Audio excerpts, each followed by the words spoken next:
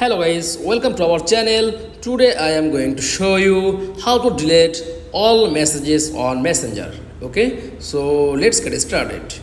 Then first of all, click on Messenger app. Okay, and choose on someone.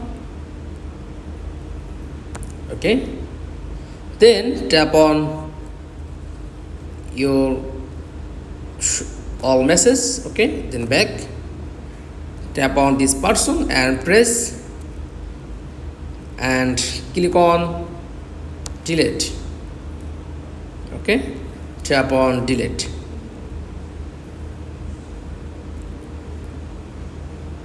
and click on this person, click on search bar and search on this person.